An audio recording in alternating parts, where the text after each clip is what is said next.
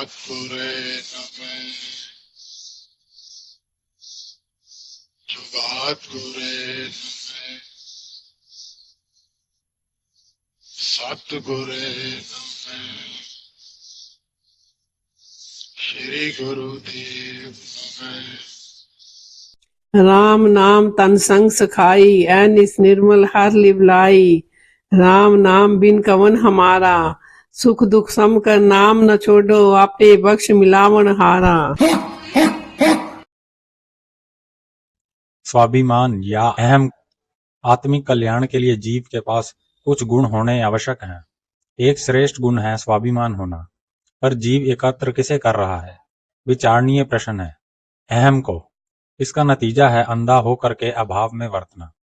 मेरे पास ये इत्यादि पदार्थ अथवा समर्था है। ऐसा अहम जीव की बुद्धि को कुंठित कर अंधा बना देता है। वो सोचता है मैं बहुत चतुर हूँ, मेरे पास बहुत साधन इत्यादि हैं, तथा प्रत्येक चमक को हीरा समझ उसे प्राप्त करने के लिए हर तरह के तरीके प्रयोग में लाने लगता है, तथा प्राप्ति को ही अपनी शान श्रृंगार बनाने में अपने इस कीमती जन्म को व्यर्थ के धंधों में खोकर खाली हाथ पल्ला झाड़कर रोता पीटता चला जाता है। ये सब विवेक के खोने से ही प्रत्यक्ष होता है। ये भूल जाता है कि जो कुछ मिला है तेरा अपना ही पीछे का कमाया हुआ है, जिसे तू अपनी चतुराइयों का फल समझ रहा है। ये तेरा इयाणापन है। इस अंधेपन में तेरी अपनी कमाई घटती जा रही है और आगे के जन्मों में तुझे कम से कम ये समस्त साधन जिनका तू दुरुपयोग कर रहा है आवश्यक रूप से ही कभी सपने में भी खून के आंसू रोने के बावजूद प्राप्त होने में संभव न हो सकेंगे। ऐसी अधूरी अभाव तथा बेकदरी की जिंदगी जीने के लिए तुझे मजबूर होना पड़ेगा, जिसे केवल भुगतने वाली आत्मा ही अनुभव कर सकती है। लफ्जों में बयान करना असंभव है। अहम दरअसल शैतानी ताकत का एक बहुत सशक्त फंदा है, जो कमाई वाली आत्माओं की गर्दन को बहुत आसानी से कसकर पकड़ लेता है। धीरे धीरे ये फंदा सख्त हो जाता है, कब आखिरी घड़ी सिर पर आ खड़ी हो जाती है कि जीव को पता भी नहीं लगने देता।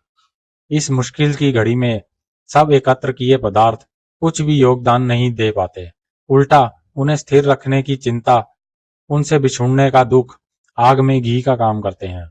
जिस कमाई अथवा धन ने आगे इसका साथ देना था, उसके अभाव से उसे बहुत दुख उठाना पड़ता है।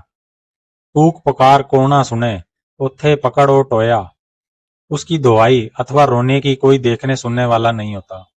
जिसने साथ देना था उसके लिए इस जीव के पास सारी उम्र का कोई समय ही नहीं है। फालतू की चीज जो ठहरी। अब याद आती है, करना भी चाहता है पर कुछ कर नहीं सकता। करने के लिए मिला कीमती मनुष्य जन्म, 21,600 रोज के प्राण केवल काम अथवा कामनाओं में जलने के लिए झोंकता रहा। राम नाम धन सखाई, ऐनिस निर्मल हर लिवलाई। राम नाम बिन कवन हमारा, सुख दुख सम कर नाम न छोड़ू, आपे बकस मिलावन हारा। इस शैतानी फंदे से बचने के लिए जीव के विवेक की आवश्यकता है, जो केवल परमात्मा से ही मिलना संभव है। उसे प्राप्त करने के लिए जीव के पास रहत मर्यादा अनुसार जीने का नियम होना आवश्यक आधार है। इसका एक अंश जीव का स्वाभिमानी होना है। दोनों स्वाभिमान डैश अहम साधारण तौर पर एक से लगते हैं, पर यह भ्रम भी शैतान का ही है। असल में है दोनों उल्टे फलदायक। अहम में जीव का पतन होता है तो स्वाभिमान ने जीव का कल्याण। अहम में जीव साधनों का दुरुपयोग कर मर्यादा रहित जीवन जीकर अपने मनुष्य जन्म के अर्थ को ही खो देता है, तो स्वाभिमान में जीव अपने को नियमों में रखकर मर्यादिक व्यवहारिक जीवन जीता हुआ सदा के लिए उसके अपने कमाए हुए दुखों से ऊपर उठ जाता है, तो केवल उस एक परमात्मा की दया से ही संभव बनता है। उसकी दया का एक नमूना केवल विवेक बुद्धि ही है। स्वयं भू जमा मान एक ही सत्ता है जो केवल अपने आप से ही रोशन है। स्वयं भू अर्थात प्रभु परमेश्वर, मान अर्थात आदर सरकार किसे देती है विचारणीय प्रश्न है। एक आदर तो उसने अपने अंश प्रत्येक आत्मा को भरपूर दे रखा है। इस रूह में कभी भी किसी भी काल में भी कोई भी किसी भी तरीके अथवा साधन से जमा घटा नहीं कर सकता, ना पैदा कर सकता है, ना हजम करने में समर्थ हो सकता है। यही कारण है कि शैतान अनंत काल से इसे बंदी तो बना बैठा है, लेकिन इसका हनन आंशिक रूप से भी करने में असमर्थ है। उसके ये तीनों मुल्क रोशन रहे, ये वासना उसमें बहुत प्रबल बनती रहती है। इस हवस की पूर्ति केवल आत्मा के इन मुल्कों में प्रत्यक्ष रहने से ही संभव होती है। आत्मा को यहाँ रोकने के लिए उसे कुछ उपाय प्रयोग में लाने पड़ते हैं। सबसे सशक्त उपाय है रूप की सत्ता। रूप के लिए उसे पदार्थ की आवश्यकता होती है जो उसे प्रभु से भरपूर मिलती है, अर्थात प्रकृति के रूप प्रत्यक्ष करने के लिए ताकत अथवा आधार चाहिए। वो क्या है? वो है शब्द, आवाज जो रागमयी है। इस शब्द से जो प्रकाश प्रत्यक्ष होता है, केवल उसे ही परमार्थ में नाम कहते हैं, जो शैतान को प्रभु से भरपूर मिलता है।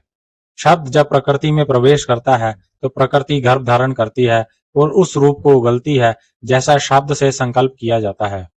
शब्द की अनुपस्थिति में रूप की कल्पना असंभव है, कारण प्रकृति का सूक्ष्म रूप शब्द के सिवा और कुछ भी सुपने में नहीं है।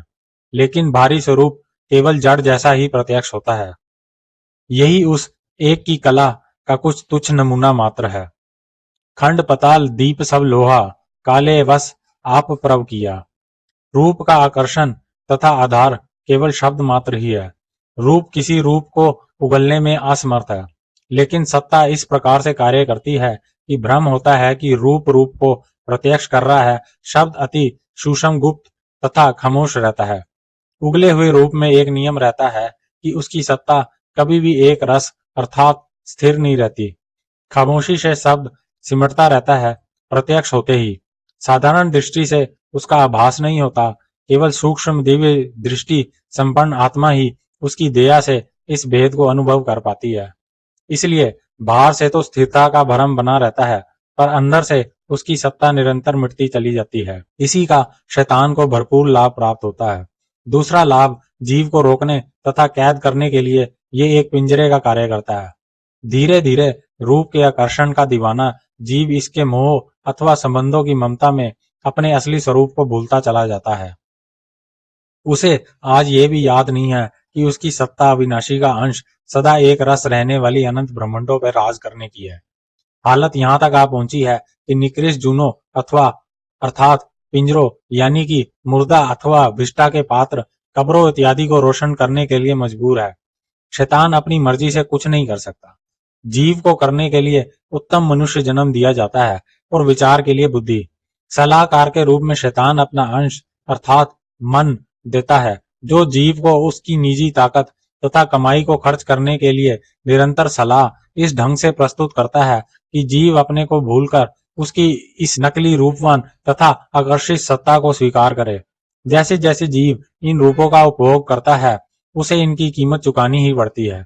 इसे चुकाने के लिए उसे कोई ना कोई कब्र अथवा शरीर अवश्य रोशन करना पड़ता है। कौन सा शरीर, ये उसकी अपनी निजी मांग अर्थात वासना पर निर्भर करता है। क्रोध, मांस, चतुराई जैसी अनंत निजी वासनाओं के लिए उसे ये मनुष्य जैसी कीमती पिंजरा कभी सपने में भी प्राप्त होना संभव नहीं है। इनके लिए तो बाघ, गिद्ध, बघियाड़ इत्यादि निकृष्ट भोगी जूने अर्थात शरीर ही प्राप्त होते हैं, जिनमें बार बार जीना तथा मरना और अपनी निजी वासनाओं को पूरा करने का पेशा युगों युग अपनाना ही पड़ता है। जब तक ये वासनाएं नहीं मिटती, ये दौर चलता ही रहता है।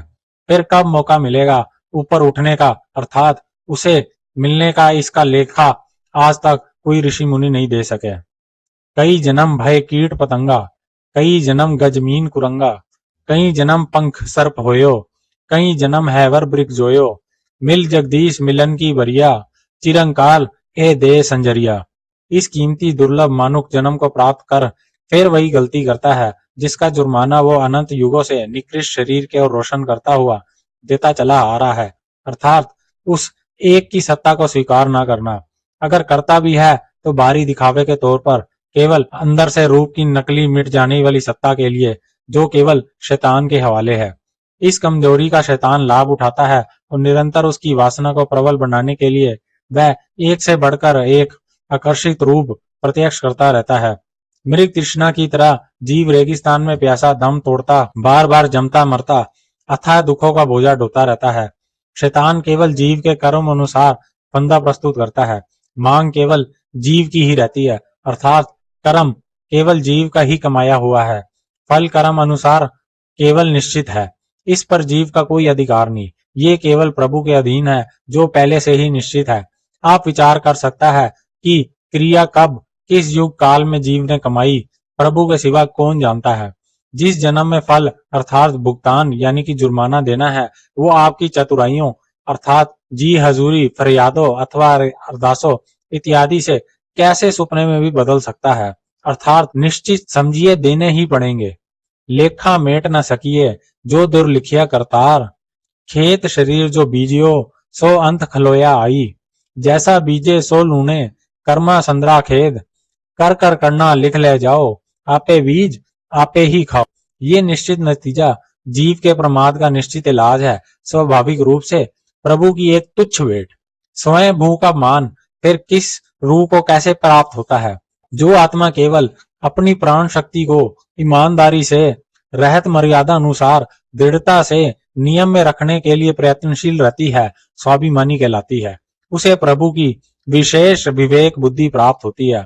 इस विशेष दया से जीव अपना कल्याण को विचार कर निश्चित रूप से बो कर लेता है, जिसके लिए उसे फिर कभी दुख उठाने के लिए किसी पिंजरे को रोशन करने के लिए मजबूर नहीं होना पड़ता। अर्थात शैतान के सभी फंदे कोई काट देता है और रूह अपने मूल में समाकर सदा के लिए मुक्त हो जाती है। इसको नानक नाम की आत्मा ने लिख कर दिया है। जे बिद गुरु उपदेशिया सो सुनो रे भाई, नानक कहत पुकार के ग्रह प्रभ शरण आई। और आप जिन गद्दीदारियों के पीछे भाग रहे हो, उन्हें परमात्मा स्थापित करने का निकृष्ट कार्य कर रहे हो, ये आज तक नानक के गुरु का बयान नहीं कर सके।